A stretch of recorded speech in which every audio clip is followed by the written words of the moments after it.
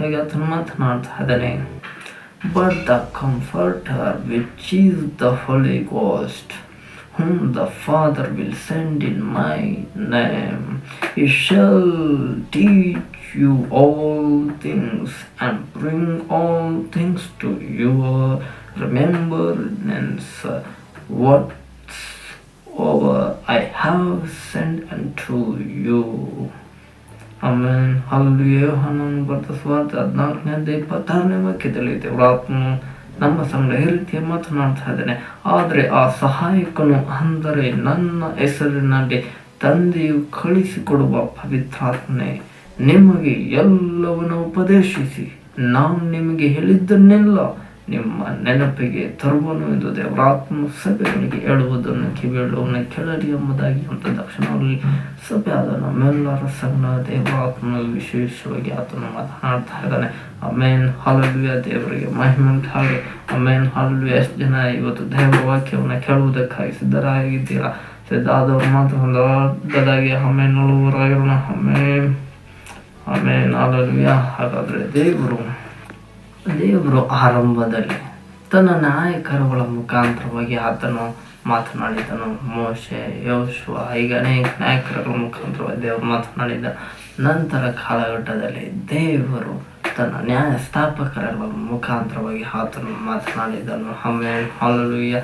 ನಂತರ ಅವರ ಕಾಲವೆಲ್ಲ ಮುಗಿದ ನಂತರ ದೇವರು ಪ್ರವಾದಿಗಳನ್ನ ಈ ಲೋಕದಲ್ಲಿ ಎಬ್ಬಿಸಿದನು. ಪ್ರವಾದಿಗಳ ಮುಖಾಂತರವಾಗಿ ದೇವರು ತನ್ನ ಜನರಾದ ಎಲ್ಲ ಇಸ್ರಾಯೇಲ್ ಜನರ ಸಂಗಡ ಆತನು ಮಾತನಾಡಿದನು. ಅವರ ಮಾತನಾದರೆ ಇವರು ಕೇಳಿ ದೇವರೊಂದಿಗೆ ಜೋಡಾಗಿ ಅವರು ನಡಿಬೇಕಾಗಿತ್ತು, ದೇವರ ಜೊತೆಲಿ ಅನ್ಯೋನ್ಯವಾಗಿ ನಡಿಬೇಕಾಗಿತ್ತು. ಆದರೆ ಅನೇಕರು ಅವರ ಮಾತನ್ನು ತಿರಸ್ಕರಿಸಿದರು. ಕೇವಲ ಬೆರಳೆಣಿಕೆಯಷ್ಟು ಜನರು ಮಾತ್ರ ದೇವರ ಮಾತಿಗೆ ವಿಧೇಯರಾಗಿ ನಡೆದರು. ಆಮೇಲೆ ದೇವರು ಕಡೆಯದಾಗಿ ನಾವು ಕಳೆದ ದಿನ ನೋಡಿರುವಂತಹ ದೇವರು ತನ್ನ ಮಗನಾದ ಯೇಸುವಿನ ಮುಖಾಂತರವಾಗಿ ಲೋಕದ ಎಲ್ಲ ಜನರ ಸಂಗಡ ಮಾತನಾಡಿದನು. ಆಮೇಲೆ ಹಲ್ಲೆಲೂಯಾ.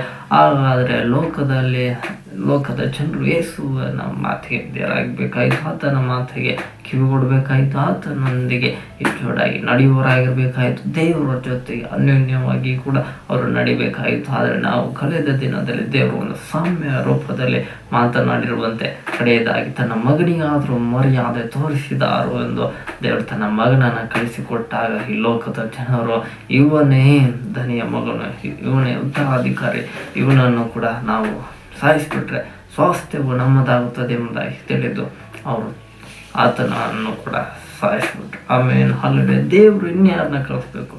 ತನ್ನ ನಾಯಕರುಗಳನ್ನು ಕಳಿಸ್ತಾ ಅವ್ರ ಮಾತಿಗೂ ಕೂಡ ಲೋಕದ ಜನರು ವಿಧೇಯರಾಗಲಿಲ್ಲ. ನ್ಯಾಯಸ್ಥಾಪಕರನ್ನು ಕೂಡ ಕಳಿಸಿದನು, ಅವರ ಮಾತಿಗೂ ಕೂಡ ಇವರು ಬೆಲೆ ಕೊಡಲಿಲ್ಲ, ಅವರ ಮಾತಿಗೂ ಕೂಡ ವಿಧೇಯರಾಗಲಿಲ್ಲ. ಪ್ರವಾದಿಗಳನ್ನು ಕಳಿಸಿದನು, ನಂತರವಾಗಿ ದೇವರು ಅವ್ರ ಮಾತಿಗಾದರೂ ಇವರು ವಿಧೇಯರಾಗಬೇಕಾಯಿತು. ಅವರು ದೇವರಿಗೆ ವಿರುದ್ಧವಾಗಿ ನಡೆದ್ಬಿಟ್ರು ಹೊರತು ದೇವರ ಸಂಗಡ ಇವರು ಒಂದಾಗಲಿಲ್ಲ. ದೇವರ ಮಾತನ್ನು ಇವರು ಕಿವಿಗೊಟ್ಟು ಕೇಳಲಿಲ್ಲ, ದೇವರ ಜೊತೆಗೆ ತಮ್ಮ ಸಂಬಂಧವನ್ನು ಬೆಳೆಸ್ಕೊಳ್ಳಲಿಲ್ಲ.